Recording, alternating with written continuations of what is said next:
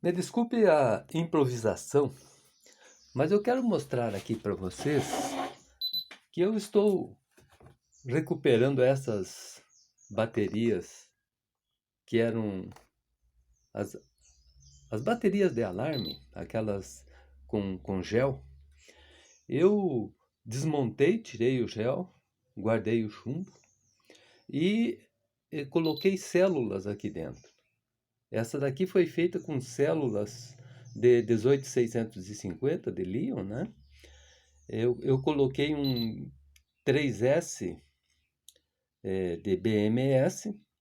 Eu tenho 6 células em paralelo, então seria 3S 6P, né? Que se fossem novas essas células, 6 de 2 amperes daria 12 amperes. Mas no teste de descarga que eu fiz, ficou uma bateria então de 10 amperes e 12 volts.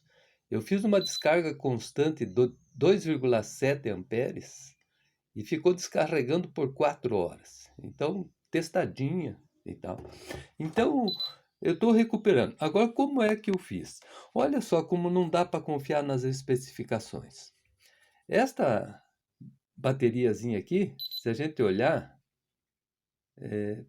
tá ruim de focar, mas ela tá dita ali que ela é uma bateria de 8,8 amperes. É um absurdo. Na verdade, eles estão especificando aqui a capacidade de descarga de pico, provavelmente. Olha só, 9,9 amperes. É um absurdo.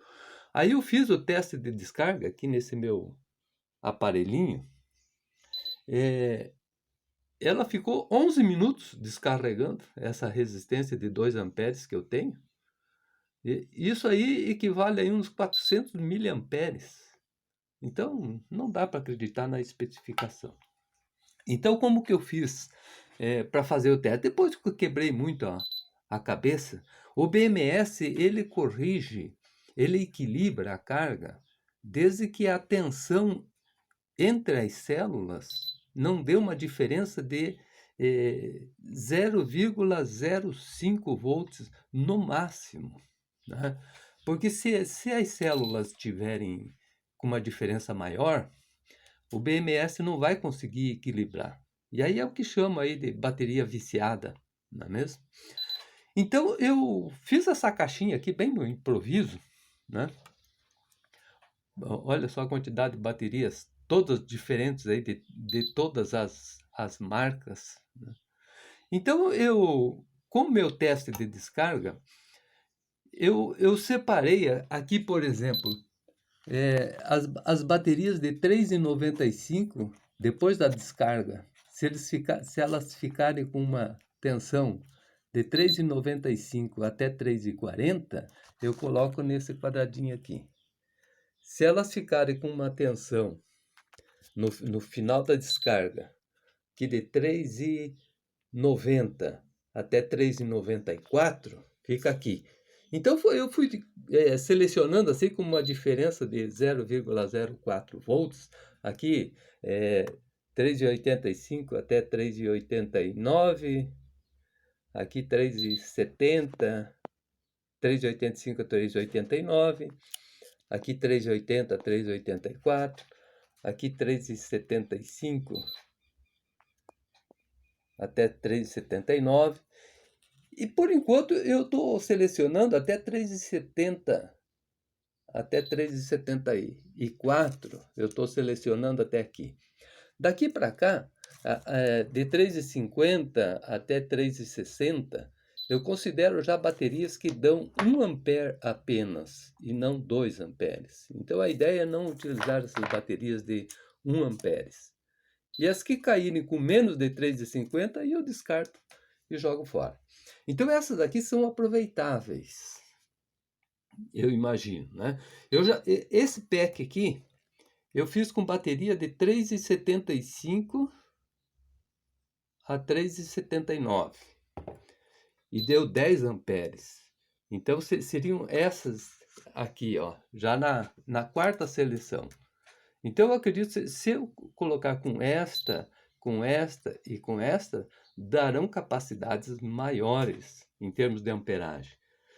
Eu vou montar uma agora, estou esperando o BMS, com essas últimas classificações aqui, que eu acredito que vai dar 12 amperes. Aqui eu estou com uma bateriazinha em teste num sistema de alarme aqui, está carregando ela e está sustentando a caixa de comando aqui. Eu já deixei uma bateria dessas aqui em teste, ficou por 3 dias sem ligado na luz, só suportando o alarme, então ficou muito, muito boa. E então é assim, eu pego essas baterias desmontadas do notebook, coloco em carga até 4h20, deixo 24 horas e depois eu começo a fazer o teste. Então quando eu coloco a bateria, olha só, o meu teste aqui, ele é alimentado por esta bateriazinha, para não ficar ligando na luz. Aqui eu tenho um volt amperímetro, uma resistência de 2 amperes, aqui, que é a descarga. E aqui uma chavezinha para ligar e desligar a hora que eu vou fazer o teste. Então como eu faço? Eu coloco a bateria que eu vou testar. Se ela der mais que 4,15 volts, deixa eu colocar aqui. Se ela der mais de 4,15 volts, ou seja, ficou 24 horas e deu mais de 4,15 volts, sinal que ela está segurando carga. Então, a partir daí, eu faço o teste. Como que eu faço o teste? Eu ligo a resistência, olha só, caiu para 3,65.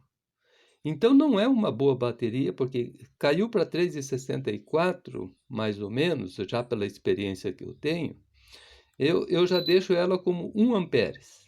Então, eu já descarto ela. Descarto não, eu deixo ela selecionada aqui como sendo 1 ampere. Se der 3,50 para baixo, eu jogo fora. Ó, a próxima aqui deu 4,19. Eu coloco em teste, deu 3,90, ótimo. 3,90 tá bom. Então eu marco o tempo, eu coloquei aqui tipo um reloginho. Eu marco o tempo, eu deixo 1 minuto rodando. Depois de 1 minuto, eu venho aqui e vejo, digamos que já tenha dado 1 minuto, e está com 3,77. Então eu desligo, 3,77 vai ficar nessa classificação aqui, 3,75 a 3,79. E assim eu vou fazendo. Eu não terminei o teste. E assim eu vou fazendo com todas elas. Espero que ajude vocês aí a selecionar. Então não dá para confiar, porque elas já foram usadas. E a gente não sabe o tempo que elas usaram e nem qual foi a intensidade que ela foi ocupada. Então, por mais que tenha uma mesma marca, por exemplo, aqui, ó, essas aqui são boas, sabe? Essa INR aqui são boas. Mas eu tenho classificados aqui na primeira, tenho classificado na segunda, tenho classificado na terceira. Então, vocês vejam, e tem até que até que o mesmo tipo. Depende do uso que elas tiveram. Então, por isso, esse teste aqui é um teste de descarga real. Então, você acaba vendo se a tua bateria ainda tem uma capacidade boa de descarga. Claro que eu ainda não sei quanto tempo mais ela vai usar. Isso ainda não dá para saber. Mas a gente sabe que ela tem uma boa descarga.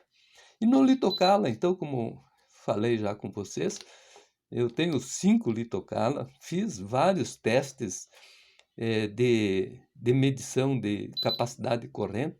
Eu não sei que cálculo que eles fazem ali. Dá uma variação assim. Tem bateria que chega a dar 3 amperes. É impossível dar 3 amperes. As baterias no máximo 2,2. Então só por aí já dá para ver que o Litocala não é muito confiável. E depois dá uma variação tão grande de amperagens que quando vou fazer o teste aqui dá totalmente diferente. Ok. Espero que tenha sido útil para vocês. Um abraço.